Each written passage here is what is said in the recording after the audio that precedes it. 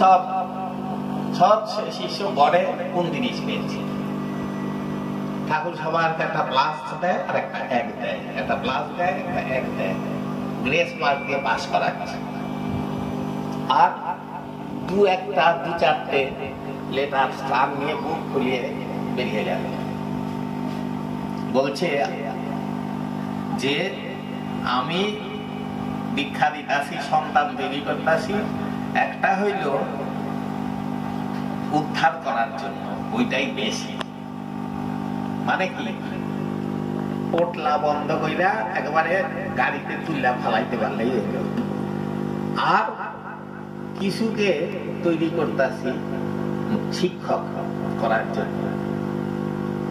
একটা স্কুলে দেখা গেল 2-3 হাজার ছাত্র, আবারও স্কুলেই টিচার হয়ে আসে। সবাই আসে না, কারণ সবার পড়াশোনার লেভেলটা এক না। তেমনি ঠাকুর যদি 7-8 কোটি 10 কোটি যায় দীক্ষা দিয়ে থাক, সবার মাত্রা তো এক নয়। তাহলে বলতেন না আসবো লাখো কোটি, থাকবো হাতে গোনা।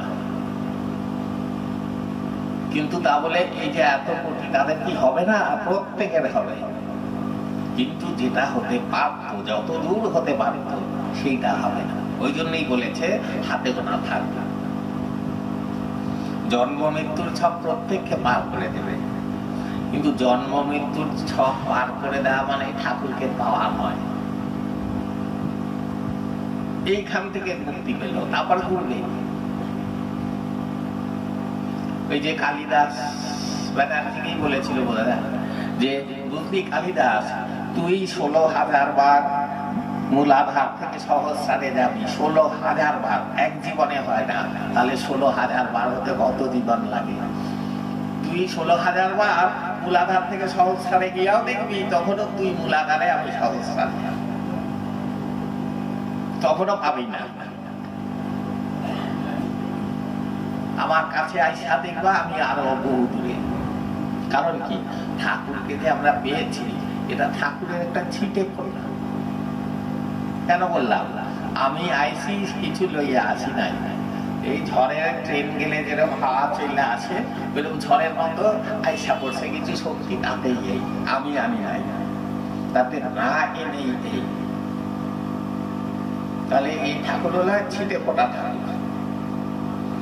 এর থেকে উচ্চতর মাত্রা ঠাকুরকে পেতে গেলে আবার সাধনা, আবার ঠাকুর আরেকটু বড় হয়ে প্রকাশিত হলেন, আবার সাধনা চলল, আরো বড় হয়ে ঠাকুর প্রকাশিত হলেন। এই প্রত্যেক সন্তানের জন্য ঠাকুর আলাদা আলাদা ভাবে প্রকাশিত হবে, তাদের মাত্রা অনুযায়ী, তাদের বুঝ অনুযায়ী। সূর্য জ্বলছে আকাশে, আমার ঘরের জানলাটা এইটুকু খোলা, এ সুতোর মতো আলো এসেছে। আরেকজনের এতটা খোলা, আরেকটু চওড়া, আরেকজনের পুরো খোলা, ঘর আলো। তাহলে নির্ভর করছে কিসে? আমার বিবেকের দ্বার কতটা খোলা, সেই অনুযায়ী ঠাকুরকে আমি বুঝবো, তার আলোক আমার মধ্যে পতিত হবে। আমার উপর নির্ভর করছে আমি ঠাকুরকে পাবো কি পাবো না। বলছে ঠাকুর, যে রক্ষা কেউ করে না, যার যার নিজেকেই রক্ষা করতে হয়। কৃপা এমনি করা আছে, কৃপা আলাদা করে করতে হয় না। তোমার পাত্র যদি ঠিক থাকে, সেই কৃপাকে তুমি ধারণ করতে পারবে। কিন্তু ফুটো বাঁধতে যত কৃপাই দিক বলে বেরিয়ে যাবে, মিথ্যা, ছল, চাতুরি, প্রবঞ্চনা, দলাদলি, হিংসা, ফুটো।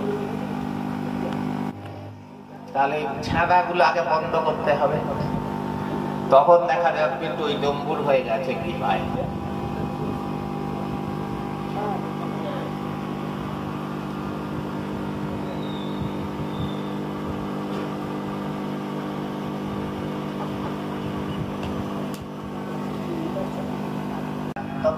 করে চলে যান। ঠাকুর প্রায় 32 বছর অন্তরালে একে একে সবাই চলে যাচ্ছে। তাদের দক্ষিণা দান কিভাবে পূর্ণ? ও আচ্ছা, বুঝেছি। যারা মরে গেল তারা কি করে গুরু দক্ষিণা দেবে? ওই যে বললাম 3টে গুরু দক্ষিণা। একটা হলো নিজেকে সুন্দর করে তৈরি করো, একটা হলো আচ্ছা দেখছি, আরেকটা হলো আমাকে মনোদক্ষিণা দাও, আরেকটা হলো ডাকলে যেন পাই। যারা বেঁচে থাকবে তারা ডাকলে পেয়ে দেবে, আর বাকি যারা মরে গেছে কোনো দক্ষিণা দেবে। আর নিজেদের সুন্দরভাবে গড়ে তোলার চেষ্টা কতটা পারলে দেখবো না, কি মন নিয়ে করেছ দেখবো, নাই পারতে পারি, কিন্তু চেষ্টা ছিল আন্তরিক। ঠাকুরকে দেখার তার এত কোটি শিষ্য তো চেষ্টা করেছে, কিন্তু হারু, গৌরীশঙ্কর, সুভাষ, তারপরে রায় সারাক্ষণ ঠাকুরের চারদিকে ঘুরছে। 8-10 কোটি রোজ ঠাকুরের সাথে চারদিকে ঘুরেছে, তাদের ইচ্ছা হয়নি, পারে। কিন্তু দেখা গেল সুভাষ, হারু এরা যতটা ঠাকুরকে পেয়েছে, হয়তো ওই 15 বছরে একবার দেখেছিল ঠাকুরকে, ও বেশি পেয়ে গেছে। কেন? নিরন্তর সেই যে কামনা, এরা পাশে পেয়ে হয়েছে কি সস্তা হয়ে গেছে। প্রদীপের নিচে অন্ধকার বলেছে ঠাকুর, আমার সামনে বলেছে তোমরা উঠতে বসতে খাইতে শুইতে আমারে দেখো তো, ওই জন্য আমার মূল্য বোঝো না। এটাই হয় ঠাকুরের যে গ্রামে, ঠাকুরের আত্মীয় স্বজন, পাড়া প্রতিবেশী রোজ দেখছে ঠাকুর জলে হাতে শূন্যে ভেসে বেড়ায়, অদৃশ্য হয়ে যায়, মরা বাঁচিয়ে দিচ্ছে, ওটা আমাদের কাছে জল ভাত। ঠাকুর এটাই করবে, দেখেও তাদের হুঁশ হয়নি যে কি হলে, কি শক্তি হলে এটা হতে পারে। যার জন্য ঠাকুর বললেন, শিব, কালী, দুর্গা যদি তোর বাড়িতে রোজ আইতো না, তুই কই দিস না, এখন আমার কাম আছে, তুমি পিড়াটা লইয়া একটু বসো। রোজ আসে না বলেই তোমাদের এত ভক্তি। তেমনি ঠাকুরকে হাতের মধ্যে পেয়ে ঠাকুর বলে জড়িয়ে ধরলাম, কিন্তু ওইটা জড়িয়ে ধরা কি, ওটা দেখতে গেলে যে কোটি কোটি কোটি কোটি বছর লাগে, আমারে নামাইতে 20 কোটি বছর লাগে, ঠাকুর বলেছে। আর সেখানে ঠাকুর বলে ঘেম গায়ে জড়িয়ে ধরছে। কেন? তিনি প্রশ্রয় দিয়েছেন, নিজেকে বিলিয়ে দিয়েছেন, কিন্তু সেই বিলিয়ে দেওয়া নিজেকে কজন ধরে রাখতে পেরেছে। ঠাকুরের বাণীতে লেখা, এই আমাকে তোমরা একটু দেখো, এই বাচ্চাটাকে তোমরা ঘরের একজন করে যদি রাখতে পারো, তাহলে আমি থাকবো। এর মধ্যে কত কিছু বলে দিলেন, যদি রাখতে পারো তবেই থাকবো। তাহলে সে দায়িত্বটা কার? সন্তানের। আজকের এই অবস্থার পরিসমাপ্তি কবে, কোথায়, কিভাবে হবে? ঠাকুরের পিটুনি খেয়ে হবে। আসবে, পেটাবে, সব ঠিক। প্রচুর পেটানি খেতে হবে তার সন্তান। আবার ঘর থেকে বিপ্লব শুরু করুন বলেছে, তোমাদের মধ্যে থেকেই জুডাস বেরোবে। কিন্তু স্বচ্ছ সরলতা নিয়ে নাম জপ না করতে পারো, তত্ত্ব চর্চা না করতে পারো, যদি সত্যিকারের নিজেকে ঠাকুরের কাছে নিবেদন করে দেয়, ঠাকুর এরকম করে তুলে নেবে। সেই মন কই? সবার মধ্যে ওস্তাদি, আমি একটা কিছু আমি করে দেখিয়ে দেব, সবার আছে। ভালো শুনবার ইচ্ছা সবার থাকবে, ওটা কিন্তু দোষ নয়। আমি একটা কিছু বলছি, সেইটা শুনে লোকে ভালো লাগলো, আমাকে বললো, আমি তো খুশি হই। এই যে আমি এতক্ষণ বললাম, আবার গুরু ভাই বোনা বললো, আহা যা বলেছো না, কি শান্তি পেলাম, হ্যাঁ কতদিন পর আমার মনে বল ফিরে পেলাম, বলে আবার ভালো লাগে। যাক, আমার কথাটা এদের মনে ধরেছে, এটা কোনো দোষ নেই। কিন্তু যশোলিপসা যখন অন্যকে দাবিয়ে দিয়ে নিজেকে প্রতিষ্ঠাতে পৌঁছায়, তখনই দোষ। ঠাকুর বলছে যে আমারও যশ যে নাই তা নয়, তাহলে ধর রান্না কইলা খাওয়াইছি, খাইয়া বলল বাহ কি সুন্দর স্বাদ হয়েছে, এইটা শোনার ইচ্ছা আমারও আছে। ঠাকুর বলেছে, আমি বলছিলাম এদের যে দেখো, লোভ, কাম, ক্রোধ, মোহ এসব কখনো ত্যাগ হয় না। ঠাকুর বলেছে, কেন?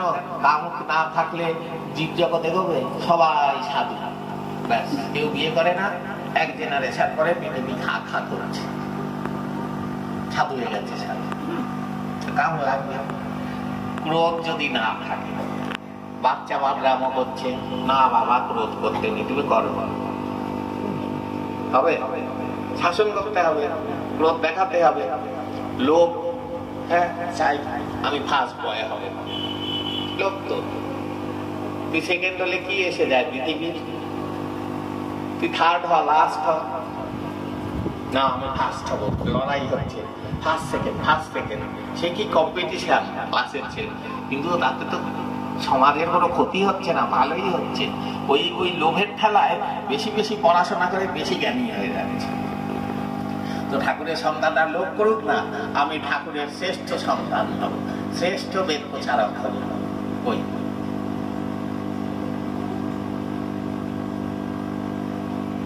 আমাদের ইচ্ছাগুলোই বলো, আমাদের লক্ষ্য তা ঠিক নেই। আমাদের লক্ষ্য হলো ঠাকুর, ঠাকুরের দিকে আমরা সকলে মিলে এগিয়ে যাব, একে অপরকে সাহায্য করতে করতে। সূর্যের রশ্মি এই যে পৃথিবীর দিকে যখন আসে, ওগুলো কিন্তু সব কটা এক একটা বলে ফোটন কণা, প্রত্যেকটা কণা একটা আলো এরকম না, সব দানা দানা অনেক আলোর রশ্মি এরকম ছুটে আসছে, আমরা মনে করছি রোদের রেখা পড়েছে। এই যে কণাগুলো কোনোটা বেশি কোনোটা কম, কিন্তু যখন সূর্য থেকে বেরোয় বড় ছোট থাকে, কিন্তু চলার পথে একে অপরের সাথে সব ভাগাভাগি করে সমান হয়ে যায়। ওই জন্য রোদটা যখন গায়ে এসে পড়ে, এখানটা কালো এখানটা লাল এরকম হয় না, সমান ভাবে পড়ে, তাপটা নিজেদের মধ্যে সমভাবে ভাগ করে নেয়। তাহলে এই গুরু ভাই বোনেরাও ঠাকুর সম্বন্ধে তার যে প্রেম, তার যে জ্ঞান, তার যে সুর, সেটা সমান ভাবে ভাগ করে দাও। তুমিও এগিয়ে চলো, আমিও এগিয়ে চলি, যতদূর পারি তোমার হাত ধরে আমি যাব, এই মানসিকতা থাকবে। তারপরে তুমি বুঝে গেলে তোমার জলে পুকুরে ফেলে দেওয়া হচ্ছে, তুমি হাত পা ছুঁড়ে ছুঁড়ে সাঁতার শিখছো, কিছুটা ধরে থাকে আবার ছেড়ে দেয়, ধরে থাকে ছেড়ে দেয়, যেদিন শিখে গেল আর ধরে না। তাহলে এইরকমই আমাকে যারা জিজ্ঞেস করে আপনি একটু বলুন তো, আপনি একটু ঠাকুরকে জানিয়ে দিন তো, বলে এগুলো ভুল। ঠাকুরকে জানিয়ে দেবো তার মানে তোমার ঠাকুরের উপর এই মানে দ্বন্দ্বহীন বিশ্বাস নেই। আমি বললেই ঠাকুর শুনবে এটা তোমার নেই, আমাকে কেন বলতে হবে? ঠাকুরের কোনো ওই রকম পক্ষপাতিত্ব নেই যে এটা বেশি শুনবো বললে ওটা শুনবো না, না। তোমার তার সাথে কানেকশন সব যদি প্রেমে, ভালোবাসায়, নির্দেশ পালনে তুমি যদি নিরন্তর যুক্ত থাকো, ঠাকুর সব জানে, সব শোনে, কিন্তু প্রয়োজন বুঝে উত্তর দেয় না। এখন দুম করে যদি তোমায় উত্তর দিয়ে দেয়, তুমি আবার চমকে গিয়ে ভয় পেয়ে যাবে, হঠাৎ সামনে যদি এসে পড়ে, এই বলছে আর ভালো লাগে না, ঠাকুর তুলে নাও তুলে নাও, ঠাকুর এলো হয়তো তক্ষুনি এলো, চল হ্যাঁ ঠাকুর এই ছেলেটা পরীক্ষা, মেয়েটার বিয়ে ঠিক করেছি, নিজেরাই বলবে, তখন মুখের কথা, আর ভাল লাগে না, ঠাকুর নিয়ে নি। আমি ঠাকুরকে ডাকি না। এই যে আমি বললাম যে 3টে সবাইকে ডেকে আনতে পেরেছ, আমি তো ডাকিনি, চেষ্টাই করিনি। কেন করিনি? কারণ আমার লজ্জা হয় যে আমার কি যোগ্যতা যে তিনি আমার সামনে এসে দাঁড়াবেন, কি আমার আছে এমন, তাকে নামাতে কোটি বছর লাগে। আমি কিটা এমন করেছি যে তিনি আমার সামনে এসে দাঁড়িয়ে পড়বেন, তখন আমি কি করবো বলুন? সকলে ঠাকুর সামনে এসে দাঁড়িয়ে পড়লো, কি করবে? কি কেন ডাকি বাবা এই করবে? ঠাকুরের কাছে গিয়ে কোন শিষ্য এখানে আছে একজনও যে বলেছে বাবা আমাকে তুই একদম বেদের যুগের ঋষির মতো বেদ কর্মী করে দাও? আছে?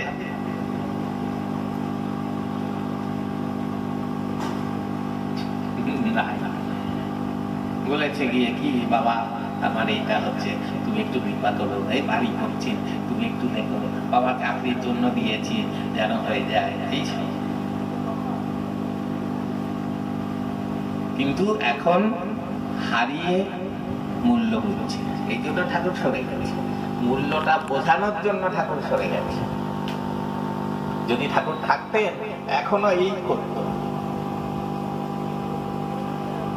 কিন্তু আজ এরা বসে শুনছে কেন? ঠাকুরকে ভালোবাসে, ঠাকুরকে জানতে চায়, বুঝতে চায়, একটা অভাববোধ আছে। যদি এরা নির্বিকার হতো, আসতো না, চল মানি হয়ে গেছে, নাম খাওয়া দাওয়া, এই বসে আছে, তার মানে এদের হওয়ার ইচ্ছা আছে। তবে যদি ধরা গেল এখানে 150-200 লোক বসে, মানে 150-200 লোকের মধ্যে এটা বলছি, এটা কিন্তু এটা সত্য কি সবাই যে জানার জন্য বসে আছে না, 2-1 এরকম দেখা যাবে মজা দেখার জন্য বসে আছে। হ্যাঁ, এখানে সেই কথা শোনাও গেছে, দেখবি না কত এখন রঙ্গ। এই জন্যই বললাম যে সবার মানসিকতা একটা, মজা দেখার জন্য অনেক লোক আসে, বা একটু খবরাখবর কি হচ্ছে না হচ্ছে একটু জেনে যাই, এদিক ওদিক তো বলতে হবে, খুব বেড়েছে বুঝলি। এগুলো সত্যি, এইগুলো থেকে রক্ষা পেতে হবে। এই জন্য বলছি যে যারা করে তারা নিজেদের বাঁচানোর জন্য এগুলো ত্যাগ করবে, ঠাকুর থেকে দূরে সরিয়ে দেয়।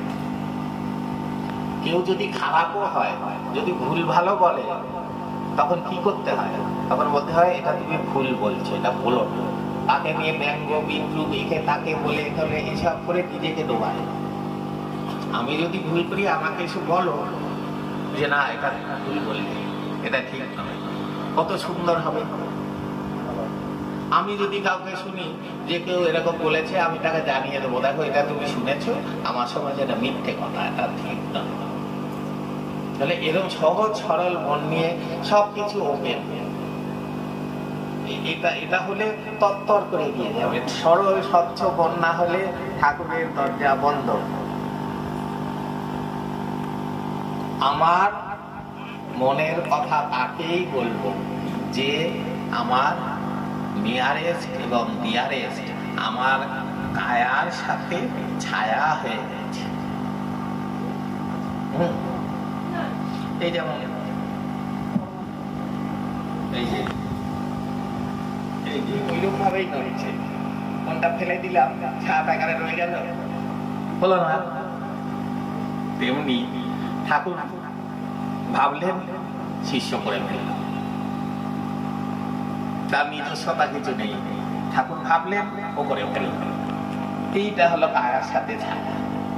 মানে কি, সে সব মনটা পুরো দিয়ে দিয়েছে, ঠাকুর ভাবেন ও করে।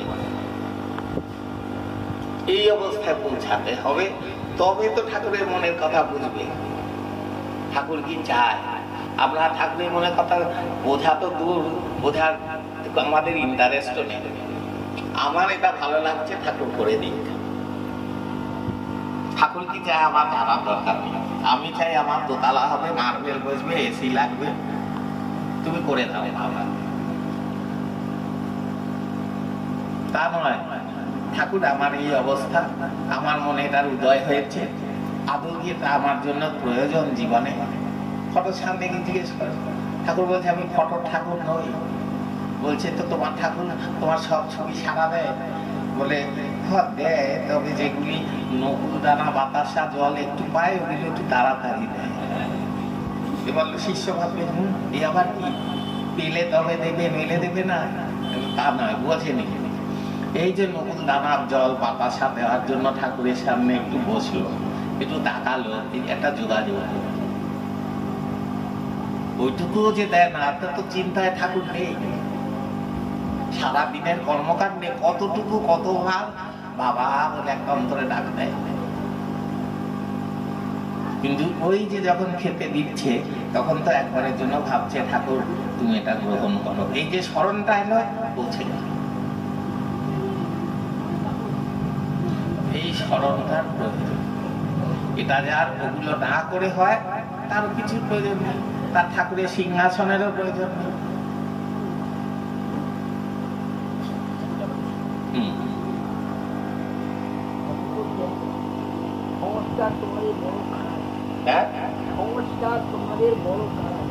বড় কারাগার।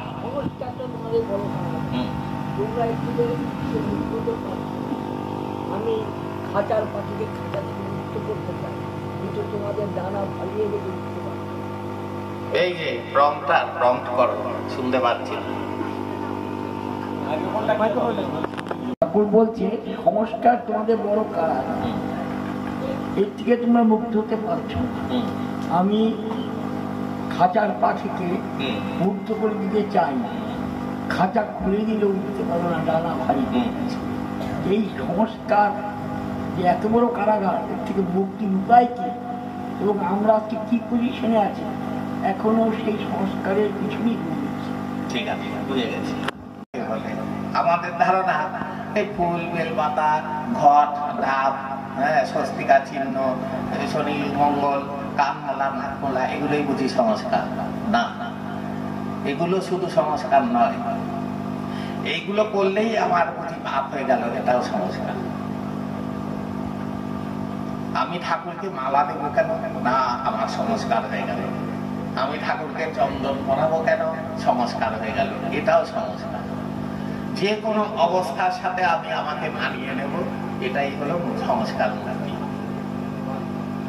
আমার রোজ ওই গোপালকে নিয়ে শোয়াতে হবে, আর বসাতে হবে, আর মশারি টানাতে হবে, এটা সংস্কার। আমি যদি মাটিতে যেখানে সেখানে শুয়ে পড়তে পারি, আজ গোপালও মাটিতেই শুবে, পাপ হয়ে গেল রে। কি বলছে ঠাকুর দেবতা সম্বন্ধে, এটা সংস্কার। ঠাকুর দেবতা সম্বন্ধে এটা বললে যদি পাপ হয়ে যেত, তাহলে লোকে তো পাপে ডুবিয়ে গড়াগড়ি খেত কিসে? রোজ মনের মধ্যে একের অপরের সম্বন্ধে যা চলছে বিষক্রিয়া। আর ঠাকুর কি বলছে যে আমি যদি ভগবান হইতাম, আমি রাগ করতাম না, আমি অভিশাপ দিতাম না। তোদের না ভগবান বুঝি খুব রাগি, কথায় কথায় অভিশাপ দেয়, রাগ করে। এই উপোস করলি না, অভিশাপ দিলাম। এই যে ফেসবুকে দেখি এই ছবিটি, এই মাত্র যদি এতগুলি প্রচার না করেন আপনি নির্বংশ হবেন, তাহলে এমন দেবতা পৃথিবী থেকে দূর করে দেয়। হ্যাঁ, যে কিনা তার পুজো না করলে নির্বংশ করে দেয়, কোন দেবতার মুখই দেখবো না, দেবতাই না। এই যে কি বলে উপোস করো, ব্রত করো, ঠাকুরও শিবরাত্রির উপোস করিয়েছেন শিষ্যদের। কেন? শিবকে পাওয়ার জন্য না, না খেয়ে থাকলে কি ব্যথা পেতে হয় ওইটা বোঝানোর জন্য। কত লোক জীবনে না খেতে দেন কতদিন কাটায়, সেটা তুই একদিন উপোস করে বোঝ। এটাই ছিল শিবের শিক্ষা, সেটাকে বানিয়ে দিয়েছে ওই। এটাই সংস্কার। কোন একটা কাজ এটা না করলে হবে না, এরকম না। কেন হবে না? ঠাকুরকে আমার রোজ এইভাবে দিতেই হবে, তবেই ঠাকুর খুশি হবে না। ঘরের লোক করে রাখবি, আমায় বলেছে ঘরের লোক, আলাদা করে দিচ্ছ তাকে। আলাদা অবশ্যই করবে। কোন দিক দিয়ে? তুমি কোথায়, আমি কোথায়, এই বোধটা রাখবে আলাদা, জিনিসপত্রে না। হ্যাঁ, ঠাকুরের বাসন আলাদা রাখবে, কারণ তোমার ঠাকুর ঘরের লোক বা ঠাকুরের শুদ্ধতা আর তোমার শুদ্ধতা আকাশ পাতাল। ঠাকুর হলেন 100% শুদ্ধ, তোমার অশুদ্ধ মুখ, অশুদ্ধ কান, অশুদ্ধ চোখ, সব। আজ তোমার স্পর্শের জিনিস ঠাকুরের সেবায় কখনো দেবে না, কারণ তোমার সেই শুদ্ধতা নেই, সেই যোগ্যতা নেই, এই জন্য দেবে না। তার যে বাসন টাসন আলাদা রাখে, এটা কিন্তু সংস্কার না। এটা মনের মধ্যে জাগ্রত রাখো যে তুমি কই, আমি কই, কোনোভাবেই কোনো দিক দিয়েই তোমার সাথে আমার এই এক লেভেলে থাকার কোনো অবস্থাই নেই। যার জন্য বললো আমার মনের কথা বলার লোকই পেলাম না। তাহলে এই কথা বলার পর কেউ যদি বলে ঠাকুরকে বুঝেছি, তাহলে সে কি মহামূর্খ। ঠাকুর বললেন তো আমি মনের কথা বলার লোকই পাইলাম না, তাহলে ঠাকুরকে বুঝবে কোত্থেকে? ঠাকুরকে আমরা যে যাটুকু বুঝেছি নিজেদের মাত্রা থেকে, নিজেদের বুঝ থেকে, নিজেদের সাধনা থেকে, আর এই বইটই করে মহাপুরুষদের বাণী আর ঠাকুর নিজের সম্বন্ধে সামান্য যা কিছু বলেছেন ওই ভেতর থেকে উপলব্ধি করে বোঝা অন্য জিনিস। সেই রকম যদি বলতে হয় তাহলে আবার সেটাও বিপদ। আমি যদি এখন আমার উপলব্ধি বলতে বসি তাহলে লোকেদের কি হয়, তখন তারাও সেই রকম ভাবতে শুরু করে, এবার তার ফলটা কি হয়, থবাস করে পড়ে। ভিতহীন বাড়ি, ভিত নেই, 10 তলা তুলেছে। এবার আমি বললাম আমার চিন্তাটা, সে ভাবলো তাই তো, এবার সেইভাবে চলতে গেল, তার তো ভিত নেই। যে কর্মটার ফলস্বরূপ আমার এই চিন্তাটা এসছে, ওই কর্মটা তো তার নেই, সাটাং ওই চিন্তায় চলে গেছে। এই জন্য ওখান থেকে ফরাস করে পড়বে। এই জন্য কারোর কিছু বলতে নেই, উপলব্ধি বলতে নেই। তখন সবাই কি ভাববে যে ও আচ্ছা এরকম আমারও তাহলে এইরকমই হবে। ঠাকুর বললেন শোন, আমার ইচ্ছা আছে তগো এই আত্মাটা দেখাবো। ঘরে ছিল 10-15 জন। এবার ওরা গিয়ে বললে শোন শোন শোন, ঠাকুর বলেছে আমার আত্মা দেখাবে। 10 কোটি ভাবলো তাদের সবাইকে দেখাবে, বলেছে তো 15 জনকে। এইরকম ঠাকুরের সাথে আমার কথাবার্তা বা মানে সবার বলছি কি, আমি সাধনায় কি বুঝলাম, এই করলাম, ওগুলো নিজের কাছেই রাখবে। যেটা কল্যাণে সবার লাগবে সেইটা বলা যায়। ঠাকুর যদি এরকম কিছু বলিয়ে দিলেন যে এইটা সবাইকে জানিয়ে দিয়ে, সেটা তো বলতে হবে। বা মুখের এই ক্ষতিটা হতে চলেছে শব্দে বলে দিলেন, সেটা জানিয়ে দিল। কিন্তু আমাকে পার্সোনালি কি বললো যে তোমার এই তোমার সেই ওইটা,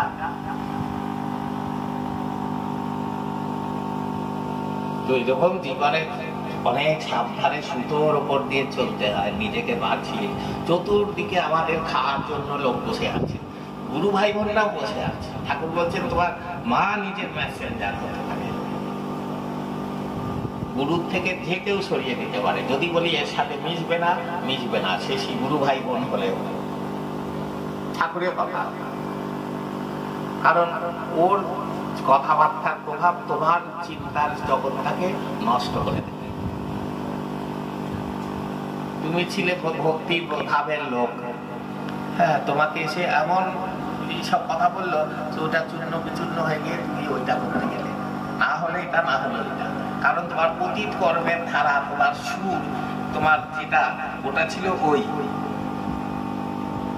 এই যে এখানে বসে আছে তপন গাঙ্গুলি, এটা ঠাকুরের কাছে গেছিল। ঠাকুর বলেছিলেন জানিস এই রাস্তা দিয়ে তোরা মহাপ্রভুর সাথে কীর্তন করতে করতে গেছিলি। তাদের বলছে সেই যুগে তোরাও এসেছিলি, এই রাস্তা দিয়ে নাম করতে করতে গেছিস। এখনো সে ওই ভক্ত, কথায় কথায় কাঁদছে। ঠাকুর বলছে এবারে কেউ যদি বলা হয় ঢাল তলোয়ার নিয়ে নেমে পড়ো, বিপ্লব করতে হবে, পারবে? আবার একটা ওই রকম লোক যে সারাক্ষণ এইসব বলছে, তাকে বলা হলো তুমি ঘরে বসো, ঠাকুরের জন্য মালা গাঁথো, তিলক চন্দন ধূপ ধুনো দিয়ে কীর্তন করো, পারবে? তাহলে সবার জন্য সব কাজ নয়। যে যে ধারাতে এসেছে সেই ধারা নিয়েই সে চলে, সেই পথ দিয়েই ঠাকুর তাকে নিজের কাছে টেনে এনে পরে সেটাকে সমতায় এনে ছেড়ে দেয়। তোমার অধিকার নেই একে বলার যে তুমি এটা কেন করছো। অনেকে বলে ওই ফুলবেল পাতা নিয়েই থাক তুই, কিন্তু আছে কাকে নিয়ে? ফুলবেল পাতাটা কার উদ্দেশ্যে? ঠাকুর। আরে তোমার উদ্দেশ্য যদি ঠাকুর থাকে ঠিক আছে, আর কোন প্রশ্ন?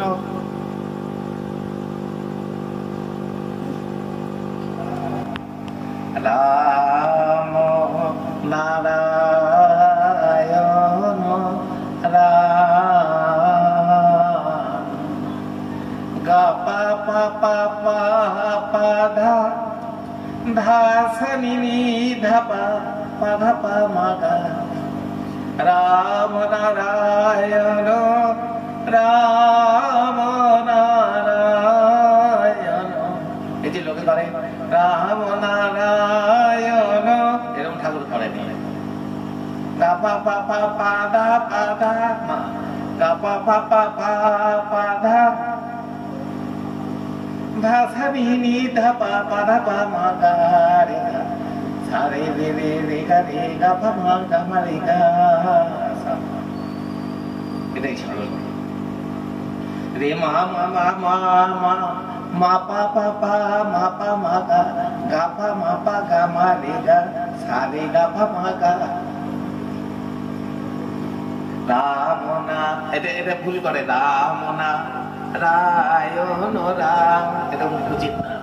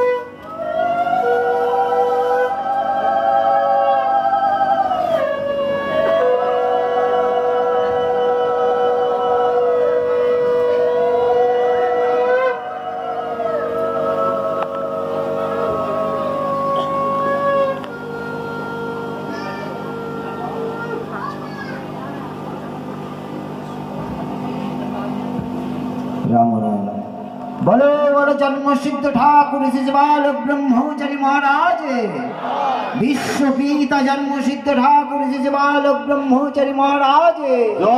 महाकाशेर महासड़ग्राम राम राम नाम नाम संकीर्तने, महाकाशेर महानाम राम राम नाम संकीर्तने।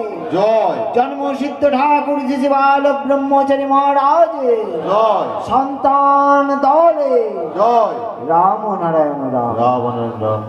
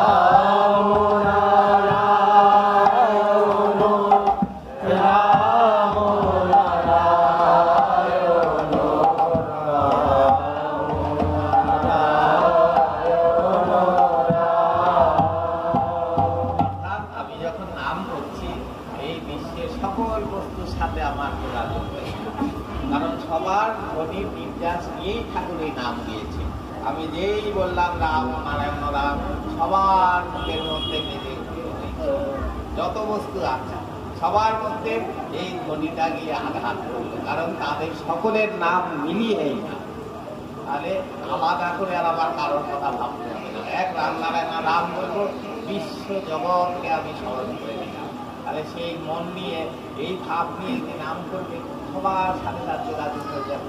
প্রকৃতির উৎসব বড় মানুষ তখন তার সাহায্য করবে ছুটে আসবে, তখন আর রোগ শোক দুঃখ যাতনার পেছন ছুটতে হবে না।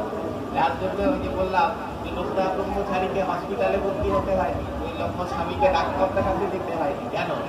প্রকৃতি শুনে ছিল, নিরন্তর সাধনায় ছিল, প্রকৃতি তাদের সাহায্য করেছে। দিলে 280 বছর বাঁচে সাধারণত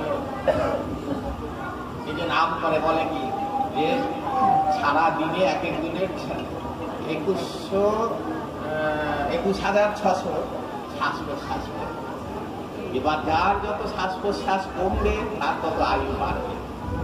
একটা কাশি, একটা হাঁচি, এই কথা বলছি, সব আয়ু ক্ষয় হচ্ছে, শক্তি ক্ষয় হচ্ছে। এবার তারা কি করলো? তারা তো মৌন, বছরের পর বছর চুপ করে শুধু সাধনা করে যাচ্ছে।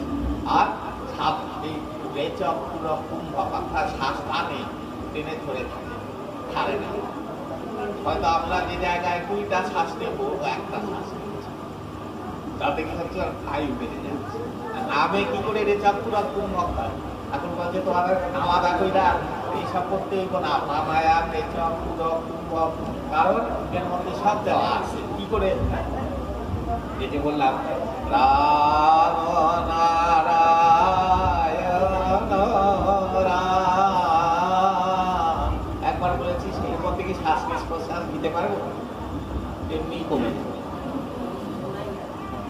রাম নারায়ণ রাম, এরকম করি না,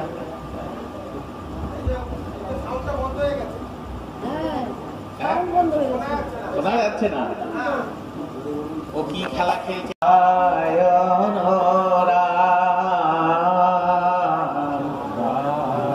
এর মধ্যে শ্বাস অনেকটা আরো গুরুত্ব হয়ে গেল। তবে আমাদের উদ্দেশ্য বেশি বেঁচে থাকা নয়, যত তাড়াতাড়ি এখানে পৌঁছাতে পারি। তাহলে রাম নারায়ণ রাম, রাম নারায়ণ রাম, রাম নারায়ণ রাম নারায়ণ, রাম নারায়ণ রাম নারায়ণ, রাম নারায়ণ রাম নারায়ণ, রাম নারায়ণ রাম নারায়ণ, রাম নারায়ণ রাম, রাম নারায়ণ রাম, রাম নারায়ণ রাম।